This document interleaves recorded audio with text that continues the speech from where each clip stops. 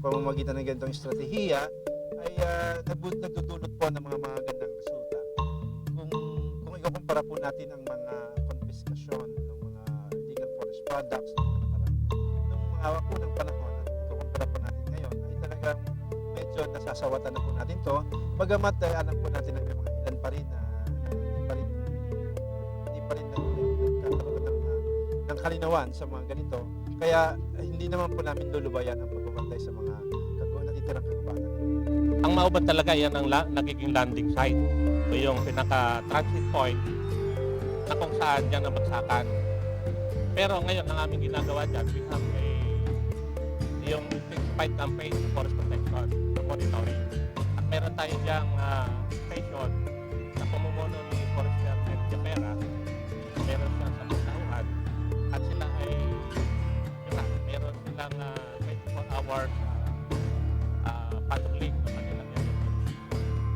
Kaya siguro naman yung intensified campaign namin, hindi lang kami sa tulong ng other law enforcement agencies, nandiyan yung PNP, yung Maritime, at yung ating LGU, plus itong Office of the Governor, ay talagang we are yung all-out war against this kind of transport, yung illegal forest products. Kung sa panganib po ay marami kaming nasusubang panganib kasi nga very risky nga itong aming trabaho. Unang-una, yung mga nakaka-encounter namin mga illegal loggers ay Muslim, yung mga para Muslim. Kaya kung kami may na-apprehend na forest product, na hingi kami ng reinforcement o tulong sa mga armed forces of the Philippines o kaya sa PNP para maging secure kami sa aming operation. Ito naman ang Bundok Banahaw. Nasasakop nito ang mga bayan ng Dolores, Candelaria, Sariaya, Tayabas at Lukban sa lalawigan ng Quezon. At mga bayan naman ng Mahayhay, Liliw, Nagcarlan, Rizal at San Pablo sa lalawigan ng Laguna. Naideklara bilang Mount Banahaw San Cristobal Protected Landscape noong June 25, 2003 sa bisa ng Presidential Proclamation No. 411. Mahigpit na ipinagbabawal ang kahit anong aktibidad sa nasabing protected area. Pero sa panunungkulan ni Pangulong Arroyo, binigyan ng pahintulot ang mga naninirahan dito na magtanim at patuloy na pangalagaan ang kapaligiran. Alam niyo po, sa isang protected area ay talaga bawal ang anumang aktibidad ng tao. Subalit, pinapayagan po natin ang aktibidad dyan na kung mapapangalagaan at masisiguro na mamamantina ang ecosystem dyan sa loob ng protected area. So may programa po ang DNR na pagbibigay ng mga agreement o ng tinatawag na lease agreement o pahintulot sa mga taong naninirahan dyan na gumawa ng mga ibang activity na pakikinabangan nila at the same time masisigurong mapoprotektahan yan. Yan po ang tinatawag namin Protected Area PACBARMA, Protected Area Community-Based Resource Management Agreement. Isa pong kasunduan dun sa non-government organization na nandoon sa loob ng lugar na ngayon na pinapayagan silang magkaroon ng mga livelihood program na hindi nasasakripisyo ang katayuan o status ng protected landscape o protected area. Napunta nga po dito sa aming bayan sa Gaya.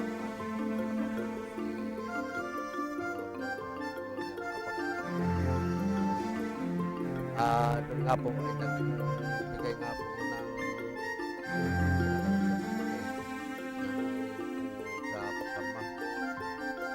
At kami po naman ay nagpapasalamat sa kanya sa kasama niya. Alam po sir, malaki po ang naitulong po sa amin dahil po yung aming lupa ay hindi na po kami natitilagan na kami po permanente na talagang hindi na po natitilag sa mga dami. Bahagi din ng protected landscape ang Taytay Falls sa Mahayhay, Laguna. Marami kami mga activity na ginagawa dito. Katulong namin yung mga taga-barangay. So isa na nga dito sila yung pinakausap namin para katulong namin sa paglilinis dito ng mga basura kung may mga dumarating na mga bisita. Tapos meron din kami ditong nagtatanim kami ng mga kahoy dito sa palibot ng bundok. At saka yung mga nagtatanim ng halaman, ng gulay dito sa taas ng Mount Banahaw, mini-meeting namin at tinuturuan namin ng iba't ibang pamamaraan kung paano mapapaayos yung kanilang pagtatanim. Katulong namin ang agriculture, Department of Agriculture. Pagpasok ng mga turista, magbabayad sila ng halagang 20 pagbalikan. 30 pesos naman pag whole day overnight yun. Tapos bibigyan namin sila ng trash bag para sa basura na matitira nila o kaya yung waste nilang mga iwanan para maging yung pagdadala ng maayos. Ito naman ang mga bayan ng Real, General Nakar at Infanta Reina kung tawagin. Nasa lanta ng landslide at pagbaha noong taong 2004 kung saan maraming buhay ang nawala. Sinisisi ng mga mamamayan nito ang walang humpay na pagputol at pagkalbo sa kagubatan. May mga pag-aaral na isinagawa, hindi natin maisasantabi na may epekto rin talaga yung pagpuputol ng kahoy sa naganap na landslide. Pero ang mayor na dahilan pa rin, siyempre, yung tuloy-tuloy na pag-ulan na hindi na kinaya ng ating kabundukan na kanlungin pa yung tubig. Kaya talagang bumigay na dahil sa tuloy-tuloy na mga ulan. Kasabay pa rin talaga at naka-contribute o naka-contribute doon sa pagguho ng yung ilang mga illegal activities sa loob. Kaya pa magmula noon ay talagang magmula ng 2004 ay pinag-igting po ang kampanya dito. Sa ngayon po ay wala ng concession na pinayagan diyan sa area yan. Tanging yung mga aktibidad na lang po ng mga komunidad na nandyan sa loob na yan.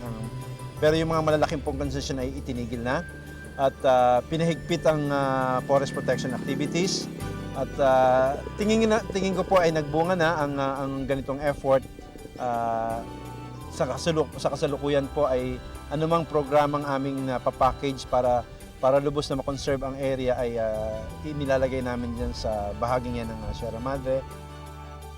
Malaki na ang ipinagbago ng Reyna sa nakalipas na 4 na taon at namulat na rin ang kamalayan ng bawat isa sa nasabing mga bayan. Nakikita ng lahat ng stakeholder, mga mamamayan ng General Nakar, lalo na yung mga katutubong kapatid natin, na kailangan pangalagaan ito. At maganda naman dahil yung tulong ng ating World Bank ay napaka-timing dahil dun sa council na yan, yun ang sumusuporta para at mas nakakapagbigay inspirasyon para sa mga stakeholder na pangalagaan yan.